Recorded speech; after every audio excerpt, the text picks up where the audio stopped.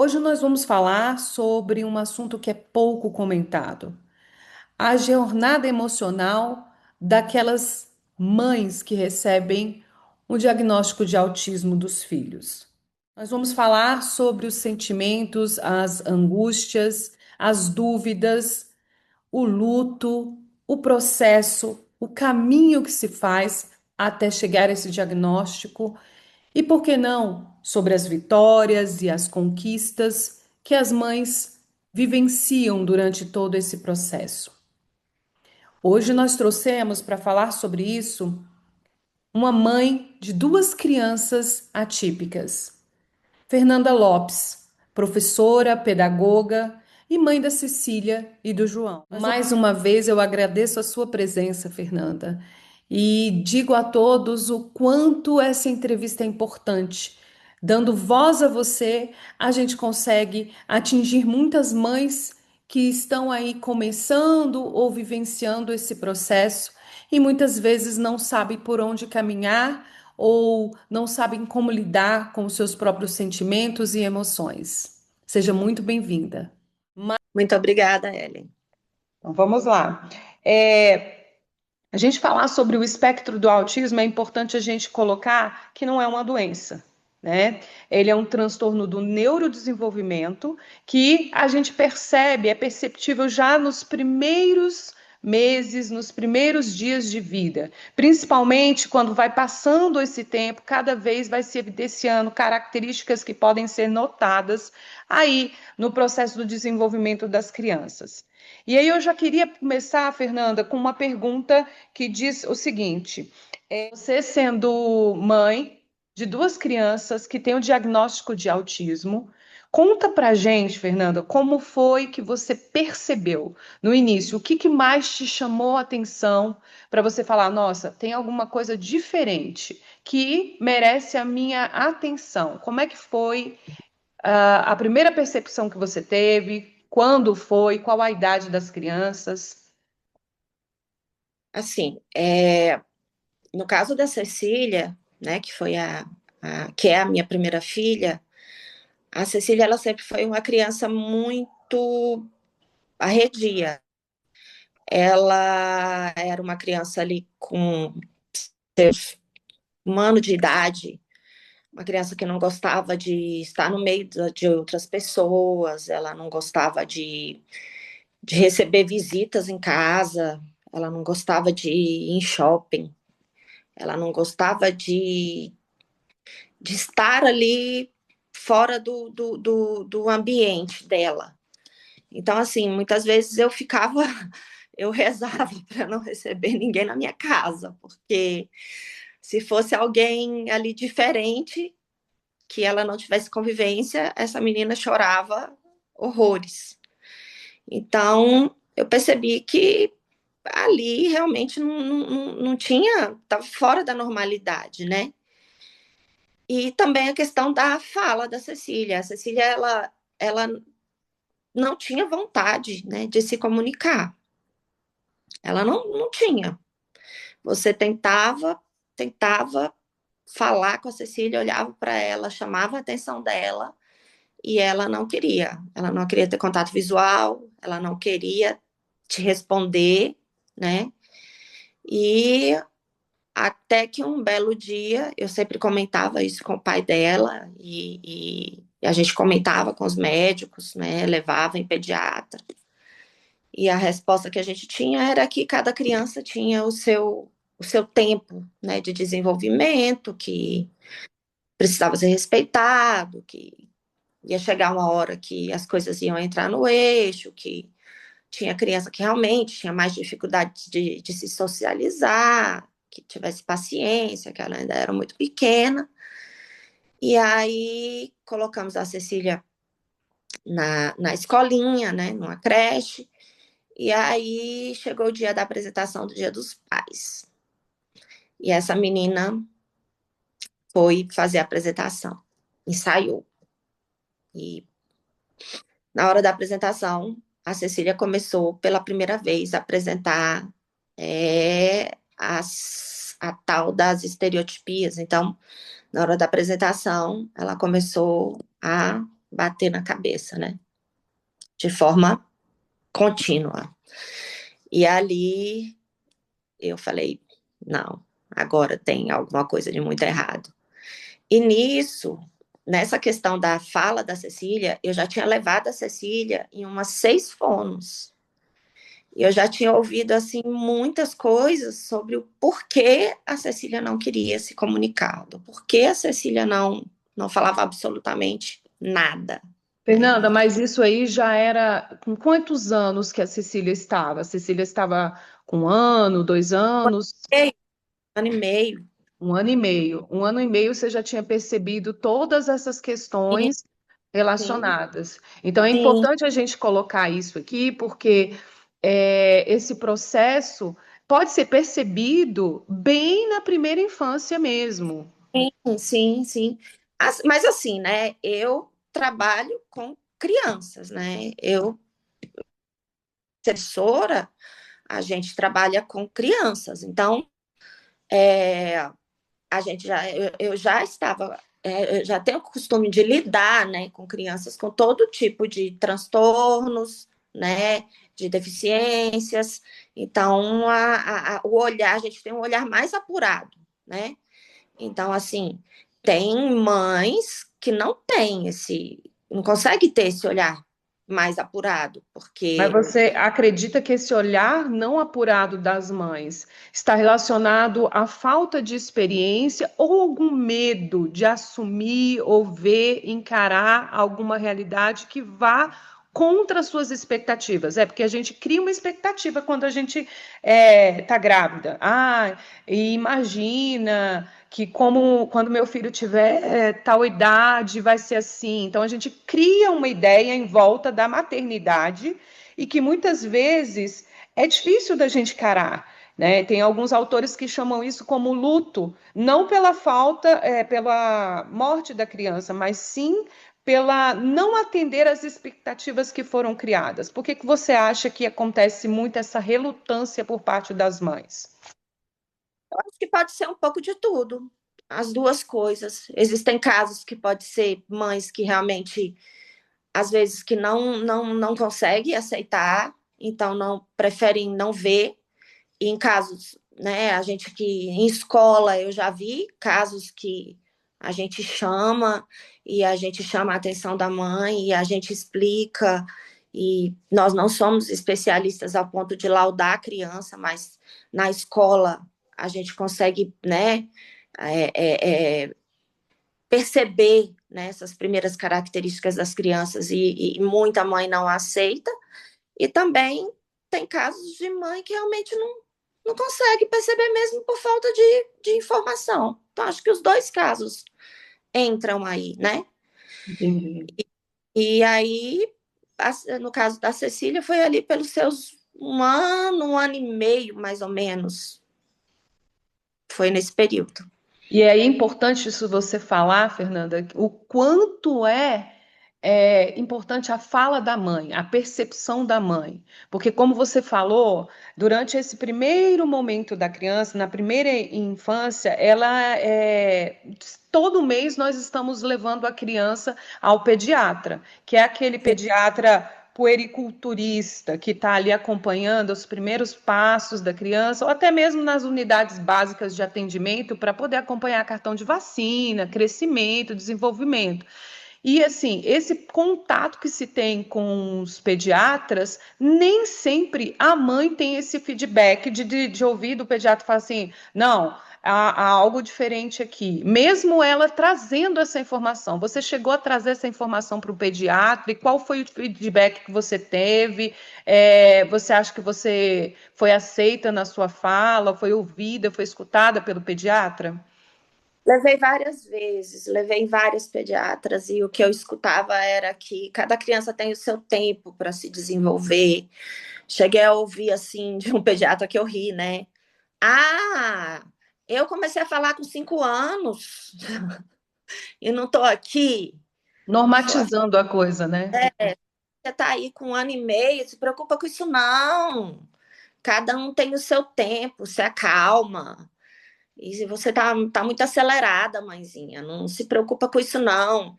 Ah, tem criança que realmente não gosta de se socializar. Calma, quando for para a escola, ela aprende. Não é assim, Mas o sabe? teu coração falava que tinha alguma coisa diferente ali, né? Gente, como assim? Uma criança que não pode ver ninguém e chora e grita, né? Não é normal. E Aquilo ali. Fernanda, a família, como é que ela recebia seu esposo, a família? Porque a gente tem muita questão de tanto quanto vai ao pediatra e o pediatra tem esse tipo de fala de que cada criança tem o seu tempo e que a gente está exagerando. E quando a gente chega para o nosso parceiro para falar, muitas vezes a gente também tem essa fala, né? Da mesma forma que você tem esse feedback dos pediatras, você teve esse feedback dos pediatras falando que podia ser algo normal, que a criança tem o tempo dela. Quando você recorre à família, no caso, o seu parceiro, o seu esposo, qual foi a resposta que você teve? Qual foi o feedback que ele te deu? Se ele também correspondeu a esse mesmo pensamento do pediatra? Hum, Ele teve o mesmo pensamento que o pediatra, assim como toda a minha família e como toda a família dele. Ah, porque você trabalha em escola, você acha que a maioria das crianças também tem algum tipo de problema. Isso é besteira, espera que com o tempo vai ser tudo normal, não precisa ficar com essa neura, isso é coisa da sua cabeça. Não coloca isso na cabeça, não. Dê um tempo. Não precisa se preocupar. Você está ficando louca. Então, assim, eu falo que até chegar ao diagnóstico é uma luta muito solitária, sabe? Eu lutei sozinha. E depois do diagnóstico, foi um luto muito solitário também, porque as pessoas ainda continuam duvidando. Principalmente no meu caso, porque no meu caso os dois são de suporte um, né? Eu acho que quando o suporte ele é de 2 ou 3, que as características são um pouco mais visíveis, Uhum. pessoas elas duvidam um pouco menos, né? Porque aí as características são mais aparentes, São mais mais, gritantes, né? Mais visíveis.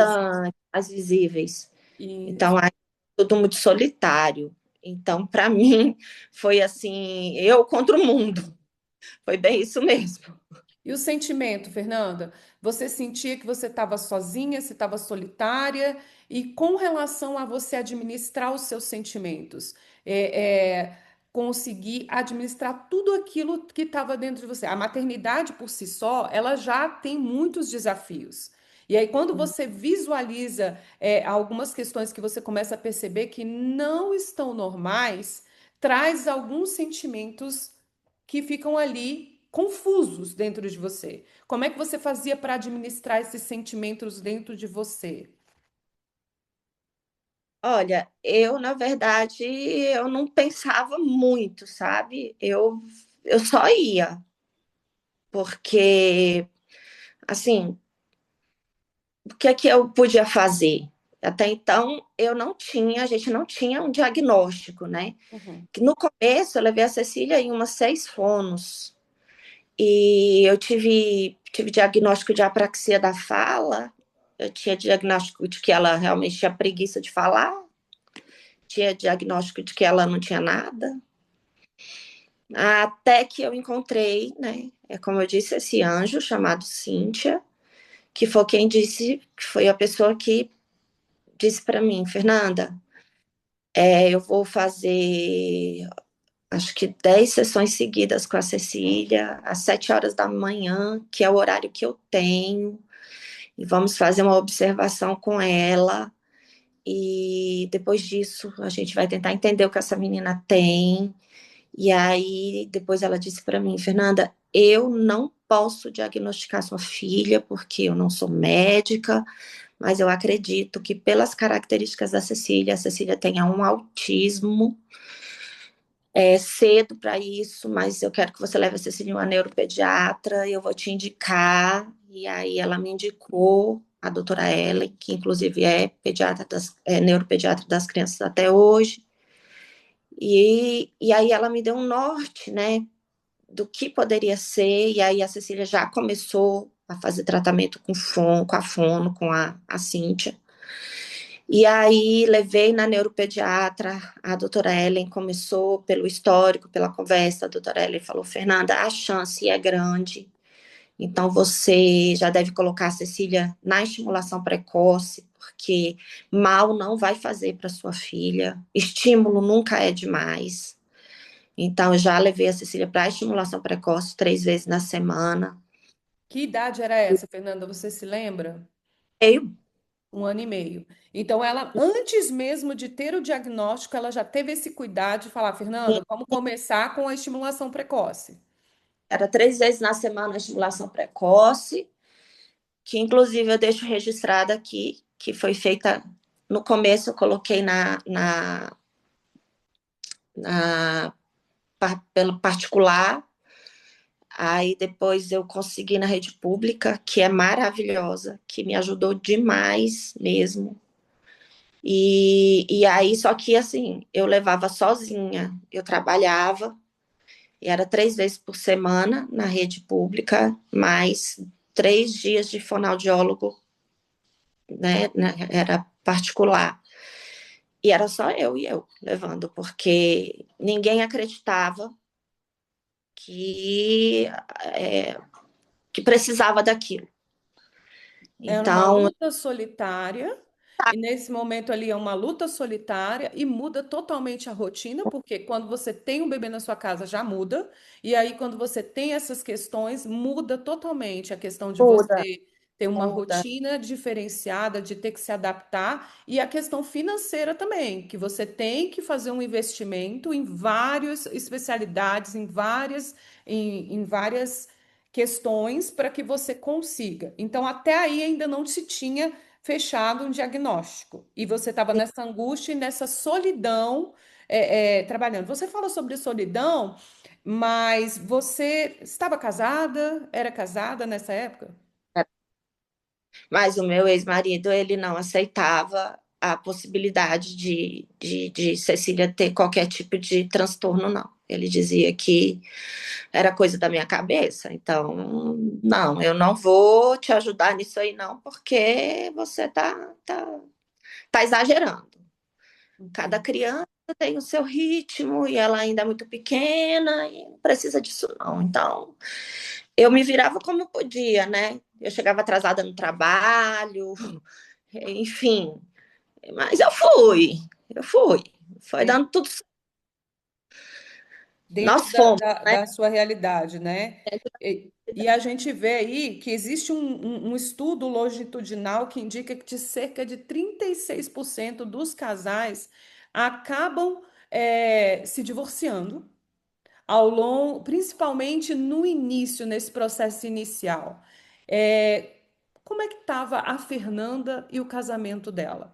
Porque até então, imagina, você tinha que administrar a questão de uma nova rotina, levando a sua filha para vários especialistas, buscando um diagnóstico, tentando se afirmar e se provar naquilo que você tinha como suspeita, e ainda tendo que administrar você como mulher, como mãe, como esposa. Como é que foi essa situação toda aí na sua cabeça? Sim, no começo, né? No início, a gente até que levou bem, né? Não, Marcelo trabalhava, eu também trabalhava, apesar da gente discordar nesse quesito, né, de Cecília ser ou não ser TEA, a gente não brigava por isso, né? Eu levava para as terapias, ele respeitava o fato de eu querer levar, apesar de não concordar, Uhum. mas a gente no começo levou bem. Eu acho que as coisas foram piorando mais quando veio o diagnóstico do João Pedro, né? Porque aí eram dois. E aí as coisas sobrecarregaram muito mais. Eram 2 TEAs, eram 2 terapias, eram 2 consultas diferentes, eram 2 demandas diferentes, porque o fato de serem TEAs não significava que eram iguais, as demandas eram iguais, que os dois eram iguais, era tudo muito diferente.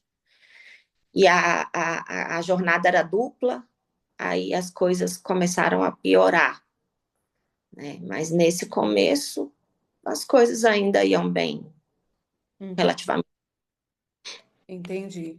E quando você fala sobre a questão de duas crianças com TEA, quando você recebeu o diagnóstico da Cecília, ela já estava com quantos anos? 3. 3 anos. Então, você demorou esse tempo inteiro no seu processo de investigação até obter um diagnóstico fechado. E o Sim. João, já foi quanto tempo? Já foi mais curto? Isso fez toda a diferença você já ter essa experiência, apesar de a gente saber que espectro é justamente o fato de ser amplo. Né? E o transtorno, a gente sabe também que cada um tem um aspecto diferente. Não é que acontece com um, segue um padrão com relação ao outro, que você acabou de colocar. Cada um tem a sua individualidade, cada um tem o seu comportamento. Como é que foi tudo isso? Quando eu engravidei do João Pedro, a neuro já me chamou e falou: Fernanda, não significa que porque uma criança seja TEA, que o irmão tenha que ser, mas a chance que o irmão tenha seja de 30% maior, né? Uhum. Aí ela falou: eu quero acompanhar o João desde o nascimento, todas as consultas da Cecília, eu quero que você traga. E aí, desde que ele nasceu, eu sempre levava o João em todas as consultas. Então, ali, com mais ou menos 1 ano de idade, eu comecei a perceber que o João Pedro começou a assistir TV e ele gostava muito de ficar assistindo uns desenhos que tinha nos Estados Unidos, uns desenhos que tinha montagem de Lego, sabe? Umas crianças que montavam Lego. E ele ficava observando ali como modelo. E ele montava aqueles negócios ali muito rápido. E eu olhava e falava, meu Deus, esse menino mal senta e consegue montar Lego. Nem eu não consigo montar esse negócio. E ali eu falei, tem alguma coisa esquisita. E eu filmava e mostrava para a médica, né? Aí a doutora falou, tá estranho, né? E aí, mas enfim, tem um aspectozinho aí de umas altas habilidades, mas não significa nada por enquanto. E aí, quando o João Pedro começou a caminhar, a andar, eu percebia que ele andava, mas ele caía. Ele andava, mas ele caía. Mas não é aquele andar inicial, já era aquele andar mesmo, sabe? Porque a criança, quando ela começa a andar mesmo, ela, né, vai ali aquele passinho mesmo que anda e cai. E aí eu cheguei e relatei isso para a doutora. Eu falei, doutora, isso não é normal. O João Pedro anda e cai, ele dá 3 passos, cai 2.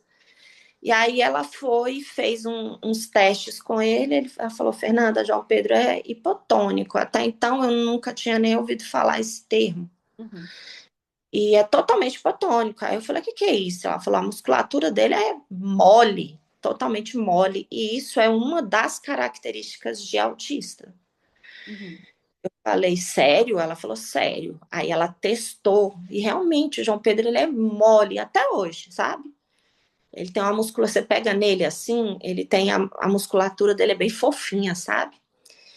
E ela falou assim: provavelmente o João Pedro não vai ser uma criança que vai conseguir fazer um esporte de atrito, futebol, um karatê. E aí é muito importante agora a gente entrar com um trabalho de fisioterapia, juntamente com um educador físico, para fazer um trabalho de fortalecimento muscular bem rígido com o João Pedro, porque para ele poder ter uma qualidade de vida melhor. E aí foram mais ou menos 3 anos, uma educadora física, que é educadora física e fisioterapeuta, ia lá em casa todos os dias, fazendo esse trabalho de fortalecimento muscular junto com o João. E hoje o João Pedro joga futebol, graças a Deus. E não cai mais tanto. Ainda cai. Ele ainda de vez em quando leva uns tombinhos, sabe? Então, assim, a hipotonia, ela não tem 100% de cura, ela tem melhora. E aí,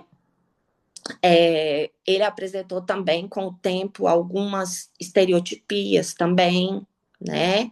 Essas questões de movimento repetitivo também, ele tem os seus. João Pedro também tem altas habilidades.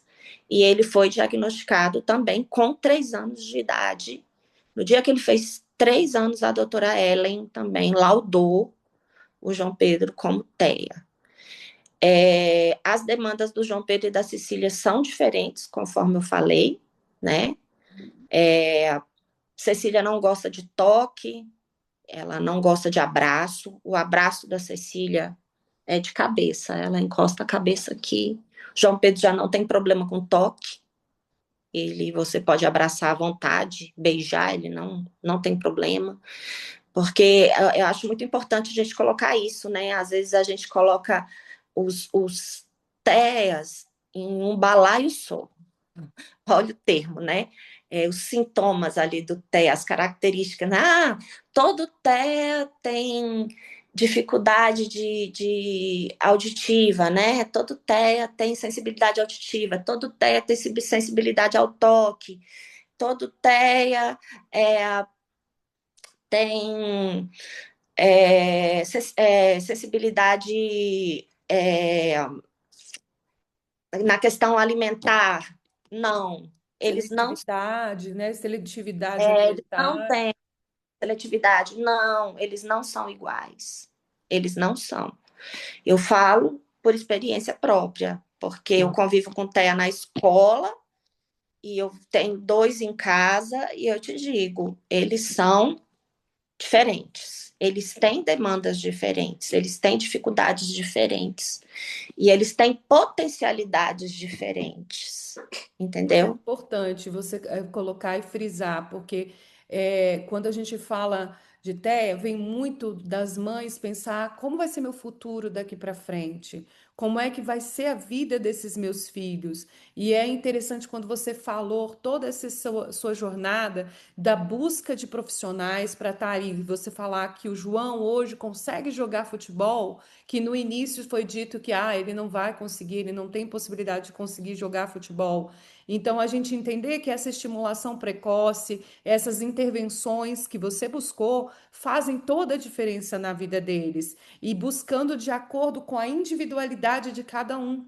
E enfatizando as potencialidades dele. Você já falou sobre a questão das altas habilidades do João, de habilidades com montagem de blocos e essas coisas. E a Cecília, quais são as questões que você observa nela que estão em ênfase? Cecília, foi dito para mim que provavelmente a Cecília ela não seria verbal, né? Então isso foi uma coisa que mexeu muito comigo, porque você, né, ouvir que sua filha não vai falar, né? É uma coisa muito triste. Então, já chegou o tempo que a Cecília fazia fono todos os dias. Entendi. E em casa, a fono mandava exercícios, né, para a gente fazer.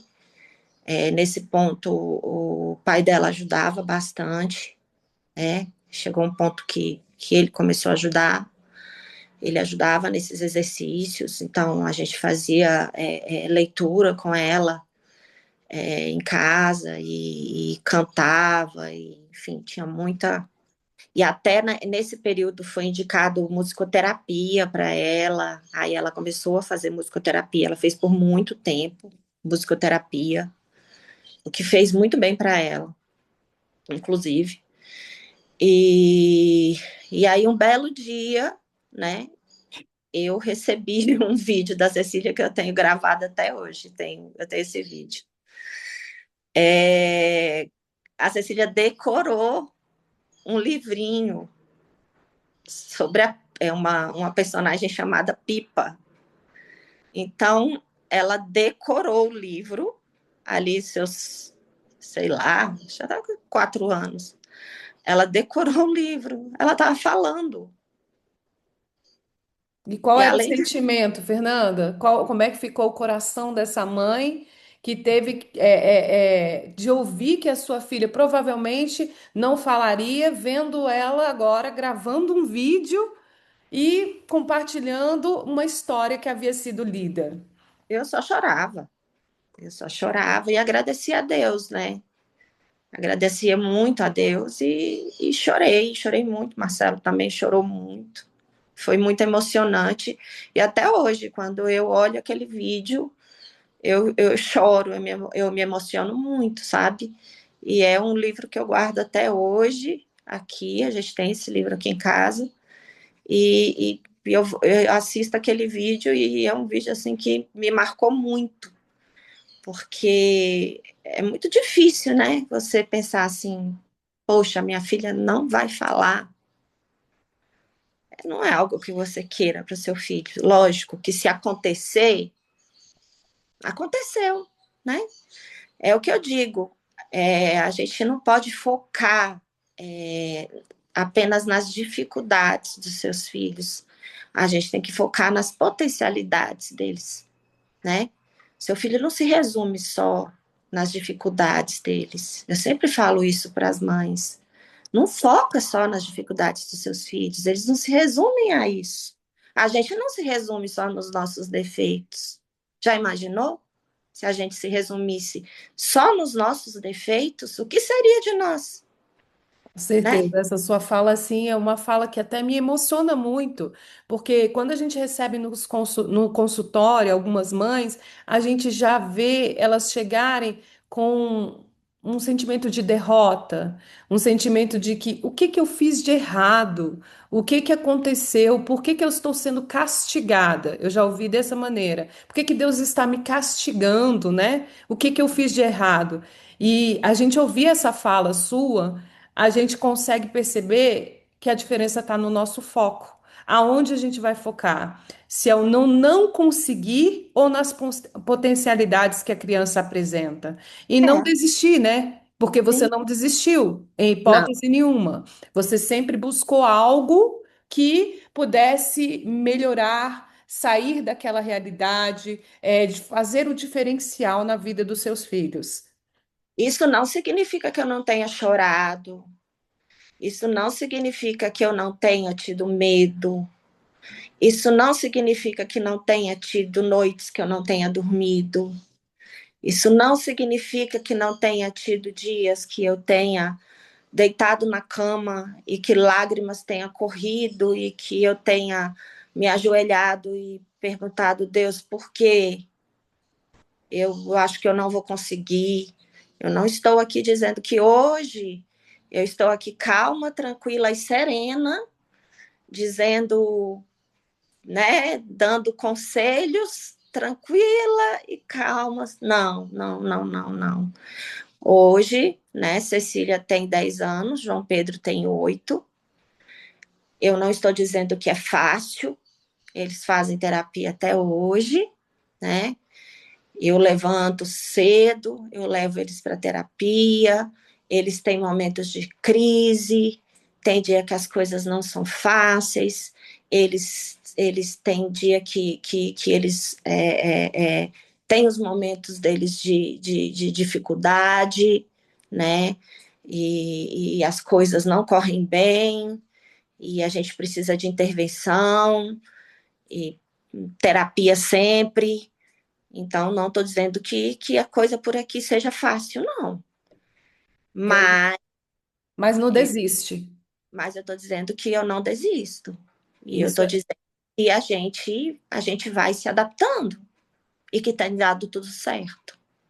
isso é muito importante ouvir de você, porque quando a gente está no meio do furacão, no início, sem amparo, vem muitos sentimentos de falta de amparo, de rejeição, né, de falta de escuta por parte daqueles que você acha que seriam os primeiros a estar ao seu lado, que é a família, que são os amigos, que são aqueles profissionais como os médicos. Então você se sente ali numa solidão. E aí, o Winnicott tem uma questão que ele fala sobre a mãe suficientemente boa. E a gente costuma pensar quando fala o que é uma mãe suficientemente boa, é aquela mãe que dá conta de tudo, que que dar conta de tudo. Mas a gente entende que essas mulheres precisam ser ouvidas, porque não é o fato, eu sou forte e eu dou conta de tudo. Por trás disso tudo tem uma mulher, tem o sentimento, tem as dúvidas, tem os questionamentos, tem tudo isso acontecendo ao mesmo tempo. E os sentimentos que vêm ali são bastante confusos, fazem com que você duvide da sua capacidade. Então você aprendeu a ser forte. Não teve escolha. Você teve que fazer, como você falou, eu fui.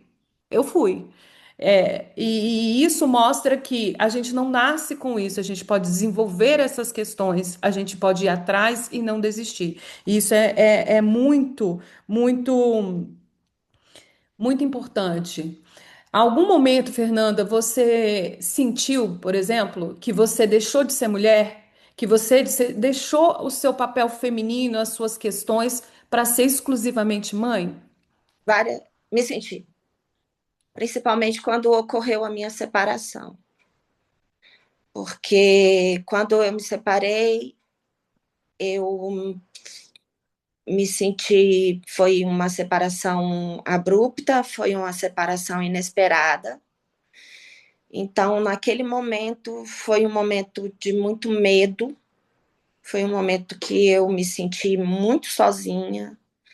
A Cecília, João Pedro tinha 4 anos, a Cecília tinha 5 anos, e naquele momento eu pensei, e agora? Eu vou conseguir cuidar dessas crianças sozinha? Porque o pai me ajudava muito. Uhum. Chegou e o pai aceitou o diagnóstico. Chegou uma época que a família aceitou. Eu passei a ter uma rede de apoio, né? Foi só no começo que ocorreu essa negação, né? Então, quando a família começou a perceber que as crianças começaram a melhorar, e ali todo mundo começou a pesquisar sobre autismo, começou a conviver com crianças autistas, aí começaram a me ajudar nas terapias, né? Ali depois do laudo, aí a família, meu ex-sogro, meu pai, né, começou a levar as crianças na terapia, começou a conviver com outras crianças, conversar com os pais, avós de outras crianças ali na clínica, começou a ler sobre autismo, e então ali eles começaram a aceitar, a família aceitou. Então, quando eu me vi ali sozinha, foi um desespero muito grande. Aí ali eu me anulei. Ali eu tive que esquecer da Fernanda para ser mãe do João e da Cecília. Em E tempo só integral, em tempo integral. tempo integral. E como é que foi essa retomada? Hoje a gente pode dizer que você recuperou essa identidade feminina, de mulher, para além da maternidade, que nunca deixa de existir? Recuperei, recuperei. A gente vai, o tempo vai passando, né? E graças a Deus a gente vai. Eu vou para terapia, né? Logicamente. Eu tive que fazer tratamento psiquiátrico mesmo, tomar remédio, claro. Eu entrei numa depressão e, e foi um período de muito medo, de muita insegurança. Eu só pensava que eu não ia dar conta, que eu não ia conseguir, que era demais para mim, né? O que seria de mim? Como eu ia conseguir dar conta dos dois? Como eu ia conseguir dar conta de nós três, né? Me senti muito fragilizada, me senti culpada, né? É, culpa, eu senti muita culpa. E culpa em que sentido? O que, que eu poderia ter feito para aquele casamento ter dado certo? Onde eu errei? Porque que, como meus filhos ficariam ali sem o pai, né? Eles agora seriam criados sem o pai. Então vem aquele misto de sentimento, né? Aquela culpa, aquela agonia. Então eu tive que fazer terapia para entender que a culpa não era minha, que Entendi. foram dores que aconteceram e que eu precisei realmente, muitas vezes, abrir mão de muita coisa no meu casamento para cuidar dos meus filhos. Não teve muita escolha, né, Fernanda? Você foi. Eu não tive muita escolha, eu fui. E eu achava que estava tudo bem. E que eu sempre conversava com o Marcelo sobre isso, e ele dizia que estava tudo bem, né?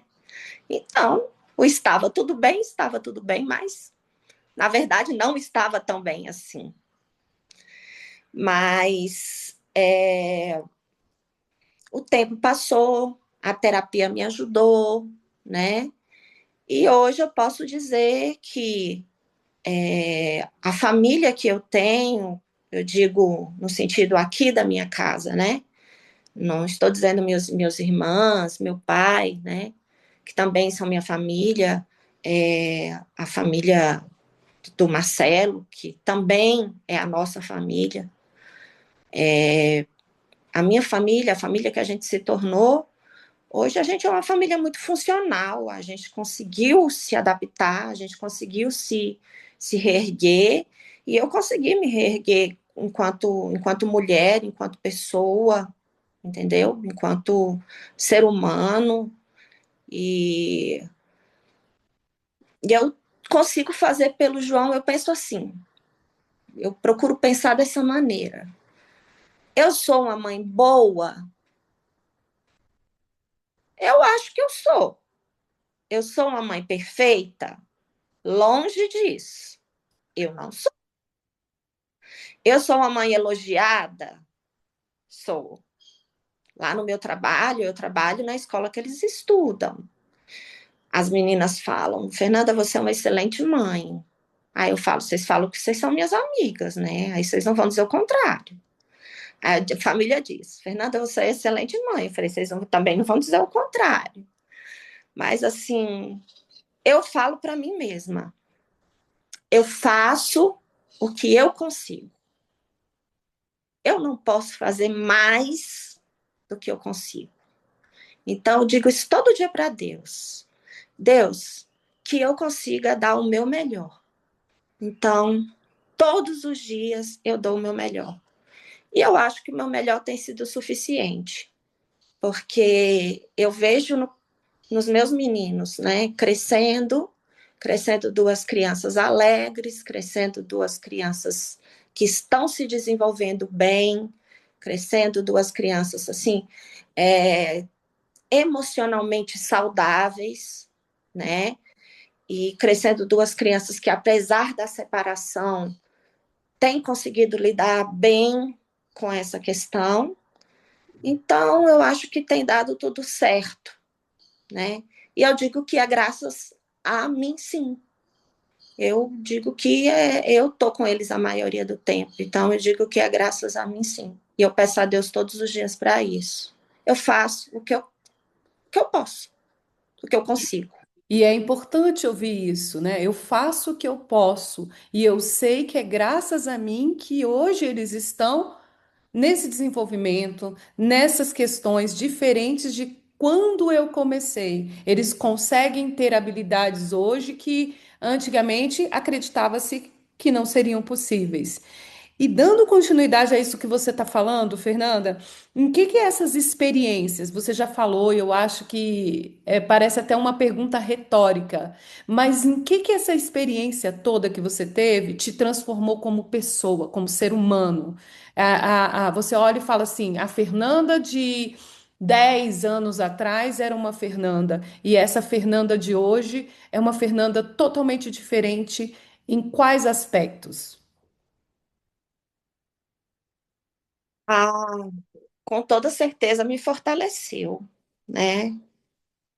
Acho que a Fernanda de 10 anos atrás, ela era uma Fernanda, digamos assim, mais fraca emocionalmente, né? Hoje eu sou mais resiliente, hoje eu sou mais forte, né? Não é qualquer coisa que me derruba, não. E eu acho que também a maternidade em si, né? A maternidade, ela já muda muito a gente.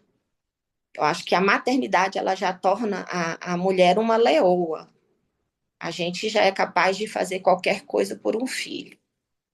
Eu sempre brinco, né? Eu falo assim, gente, a maternidade é uma coisa tão louca, tão louca, tão louca, que você ali, antes de ser mãe, a pergunta assim para você: você é capaz de se jogar na frente de um caminhão por alguém? Aí você fala, eu não, não sou.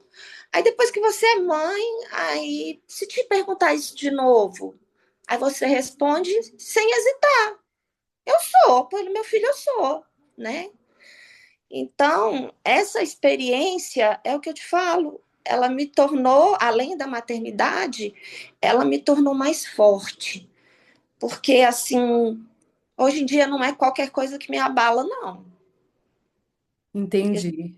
tanta coisa, já passei por tanta coisa que vem vento, vem tempestade e eu tô ali, calma, respira fundo, vamos lá, vai dar certo.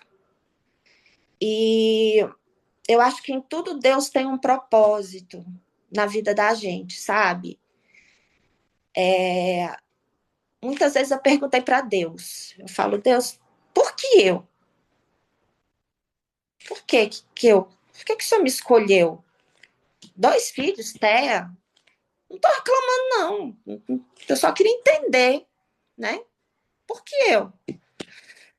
O que é que eu tenho, né? O que é que veio aqui? O que é que caiu aqui em mim? O que é que respingou aqui? Aí, hoje eu entendo, sabe? Quantas mães, né? Quantas famílias, às vezes é dentro de avião, às vezes é no aeroporto, às vezes é na igreja, quantas vezes na escola, eu já encontrei pai, mãe, uma vez foi no banheiro do aeroporto, sabe? Com filhos, a mãe chorando, a mãe com filho recém-laudado, a mãe com filho que ainda não foi laudado, e a gente ali poder sentar e poder dizer assim: olha, eu tenho 2 filhos que são. Dar o seu testemunho, né? Partilhar. Partilhar, se acalma, não é o fim, entendeu? É um começo, é um começo. Isso é bonito, porque o diagnóstico não é o fim. Muita gente fala assim, Não ah, eu vou descobrir o que é que acontece, o que está acontecendo. Quando vier o diagnóstico, ok. Não, o diagnóstico é um início. Isso é é o bom. início, é o início. Aí vai dizer assim, é o início de quê? É o início de uma luta dura, de um monte de terapia? Sim, é o início de uma luta dura, é o início de uma terapia, mas o seu filho não se resume só a isso. O seu filho não se resume só a terapia e médicos e remédio.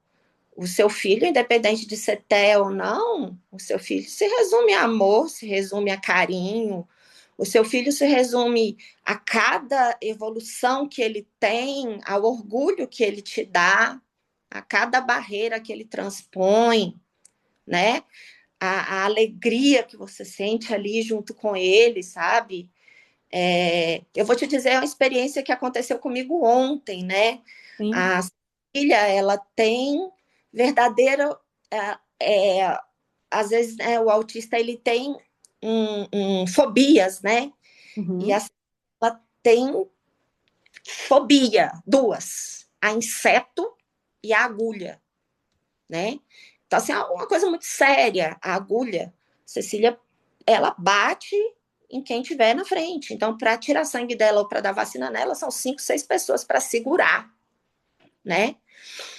E ela é uma coisa, assim, horrorosa. É muito difícil, muito difícil. É uma coisa que me estressa muito. E aí eu coloquei ela numa terapia com uma abordagem diferente, né? Com a psicóloga diferente. E ela fez umas sessões de uma terapia chamada MDR, Sim. e realmente para trabalhar essa questão do pânico, né? E ontem levei a Cecília para a psicóloga falou, leve a Cecília para tirar, para fazer a vacina. E ontem ela fez pela primeira vez. E a Cecília conseguiu que somente a moça da vacinação tirasse o sangue, ou fizesse a vacina. Ela chorou? Chorou. Mas ela não bateu em ninguém, não precisou de 5 pessoas. E ela só olhou para mim e falou: Mamãe, está orgulhosa de mim? Eu Oh, falei, você não tem noção do quanto eu estou orgulhosa de você. Pode parecer uma besteira, é só uma vacina. Para as pessoas de fora, é uma vacina. Para mim, não é. Para ela, não é. Porque aquilo ali para gente é uma barreira muito grande, porque é um trauma, é algo que para ela é como TEA. Ali é um hiperfoco que ela tem naquilo ali, que para ela é muito difícil transpor, você entende? sim. Então, assim, vamos focar naquilo, nos ganhos, nos pequenos ganhos que a gente tem todos os dias, sabe? Então, cada vez mais a gente tem visto autistas funcionais, sabe? Que trabalham, que estudam, que vão para a faculdade. E até mesmo assim, autistas, para essas mães que às vezes têm autistas com suportes maiores, né? Acho que a gente tem que pensar assim, a gente não vamos focar em cima daquilo que o seu filho pode te oferecer, independente do suporte. É um ganho a cada dia, uma vitória a cada dia. História a cada dia. E amor, carinho, afeto, entendeu?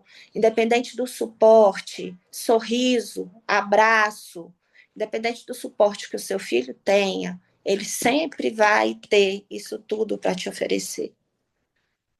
E é bonito ouvir você falar, porque quando a gente está envolvido, como eu disse, na situação, é difícil enxergar que haja possibilidades. É importante a gente deixar claro que o TEA não é uma doença, é um transtorno e não tem cura, não tem remissão total. O que tem é o que você acabou de falar para a gente, é você trabalhar com terapias, com profissionais para estimular, para viabilizar o dia a dia, a funcionalidade, a sociabilização dessas crianças e até mesmo dos adultos que descobrem de uma forma tardia, que sofreram, passaram por muitas questões. E agora, Fernanda, me conta, você já falou sobre a sua experiência que te transformou. Hoje, a Cecília e o João, quais são os profissionais que atendem a Cecília e o João? E você? Você tem algum profissional também te atendendo? Quais são as especialidades que estão aí hoje, continuando no processo de transformação dessa família? A Cecília e o João, as demandas elas vão se transformando, né? Sim. Então, hoje, a Cecília e o João são atendidos por psicólogos, Uhum. fonoaudiólogo eles não têm mais necessidade, eles já tiveram alta, e por psicopedagogo, somente. Eles já Psicólogo, passaram pelo TO, já passaram pelo fono. já passaram por fono, já passaram por estimulação precoce. Hoje eles estão na fase do psicólogo, que esse não tem alta nunca, né? E psicopedagogo. E também, né, entraram na fase que é tão importante quanto dos esportes. né? Porque como estão entrando na adolescência, o esporte é tão importante quanto uma terapia, né? Então, João faz futebol, Cecília faz ginástica rítmica. Entendo. E Fernanda, o que faz? Fernanda faz terapia Você Fernanda faz alguma atividade física, Fernanda, para se também. desestressar? Faço. Eu tenho problema na coluna e também para desestressar, faço pilates 2 vezes na semana e faço na base da marra, musculação 3 vezes na semana também. Entendi. Então, caminhando para a finalização agora, Fernanda, o que que você diria para essas mães que estão começando agora, que estão começando a ver que tem alguma coisa diferente, eu não digo errada, mas diferente com os seus filhos? O que você diria para elas? O que você aconselharia? O que você falaria para elas? Eu diria que o quanto antes busque a ajuda de profissionais especializados, né? Porque o quanto antes você vier a intervenção, né? Você vai tirar essa dúvida, né? Que terapia não faz mal, seu filho tendo algum tipo de transtorno, né? Mal não vai fazer, né? E que se o diagnóstico chegar, né? Não tenha vergonha, né? A culpa não é sua, a culpa não é de ninguém, não, a culpa não é do seu filho, a culpa não é do seu marido, a culpa não é do vizinho, a culpa não é de ninguém, ninguém é culpado, entendeu? A culpa não é de Deus. Simplesmente pensa que aconteceu. Vai acontecer a fase que a gente vai negar, vai acontecer a fase que vai vir o luto, que você vai perguntar por que foi comigo, você vai chorar, e você vai perguntar, e quando eu morrer, o que vai acontecer, com quem vai ficar. É um processo doloroso que eu acho que todo mundo passa. Mas o que eu tenho a dizer é o seguinte: depois que a gente passa por tudo isso, aí um dia a gente levanta e aí a gente diz assim: ok, aconteceu. E agora? O que eu posso fazer para remediar isso? Então, agora eu vou levantar a minha cabeça e agora eu preciso cuidar do meu filho, agora eu preciso cuidar da minha família. Então, levanta a sua cabeça, entendeu? Bola para frente, foque nas potencialidades do seu filho, que são muitas. Se cuide, cuide da sua família, dê muito amor ao seu filho, entendeu? Entregue nas mãos de Deus. E é o que eu digo, vai dar tudo certo. É o que eu É, falo para Deus aqui. Todos os dias a gente passa por problemas. Não digo que aqui não estou romantizando o autismo, não. Não estou te dizendo que é fácil, não. De forma nenhuma. Estou te dizendo que aqui é tudo lindo e maravilhoso, um mar de rosas, não. Tem dia que o negócio pega, mas pega mesmo. Tem dia que é complicado. Mas eu estou te dizendo, a gente consegue. então, cuidar da criança é essencial, é claro. Tem toda uma necessidade ali de um suporte, tanto Uhum. na questão afetiva, também como na questão de suporte terapêutico, mas cuidar da mãe também é um tratamento, porque é ela que está por trás daquilo tudo. É ela que está ali e não desiste. Não, Porque se no meio do caminho muitas pessoas não acreditam, ou desacreditam, ou deixam de se empenhar, a mãe está ali. ela continua e não desiste nunca. Vamos colocar um parêntese, tá? Vamos lá. Às vezes não é a mãe que não desiste, tá? Às vezes é o pai que não desiste. É bom a Tem, gente falar. tem mãe que desiste e às vezes é o pai que fica. É, Eu vou botar isso aí porque eu já vi alguns casos. é importante, né? É o ser humano que fica. A gente fala muito da mãe, e essa é a questão, porque é uma demanda muito grande Sim, que a gente escuta. é, a maioria dos casos, eu digo que 99, 98% dos casos, mas eu já vi casos que quem fica é o pai. É raro, raro, raríssimo. Mas tem casos que é o pai que assume a responsabilidade sozinho. Verdade, isso é uma verdade que não pode ser esquecida. A gente, quando fala da mãe, é porque a gente sabe que as estatísticas apontam que a maioria das mães é que permanecem ali. Mas não Uhum. podemos esquecer da figura paterna, né? Que também tem alguns pais que encaram o Tem, desafio, tem, compram. pai, tem pai solo. Tem pai solo também. Fernanda, eu queria muito, mais uma vez, agradecer e falar para você o quanto que isso é impactante. Não só para mim como profissional ouvir o seu testemunho, mas acredito que oferecer esse acesso para muitas mães, que você melhor do que ninguém pode dizer o quanto vocês ficam, vou usar um termo, perdidas, o quanto a mãe fica perdida, até como a gente fala, a maternidade em si já é uma descoberta diária.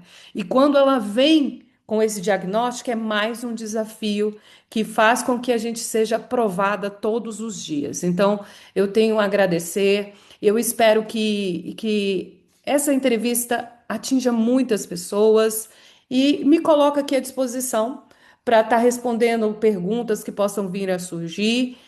Enfim, o que eu tenho é agradecer a você pela oportunidade. Então, eu que agradeço, Ellen, e que chegue, né, o meu depoimento chegue a várias mães que passaram ou que estão passando, né, por esse tipo de situação, alguma situação semelhante, e que sirva de consolo, de alento, né, para quem esteja precisando, para que essas pessoas tenham fé, para que essas pessoas possam se acalmar, possam sentir um pouco de esperança de que dias melhores virão e que as coisas boas, as coisas ruins passam, né? É um dia de cada vez, é um processo, é lento, é gradativo, né? Mas passa, passa. As dificuldades elas vão mudando, coisas novas vão surgindo, mas coisas boas também, elas vão surgindo no dia a dia, as coisas elas vão melhorando, tá? Um beijo, muito obrigada pela oportunidade. Eu que me sinto lisonjeada em poder dividir com todos vocês a minha história. Obrigada, Fernanda. Vamos encerrar por aqui.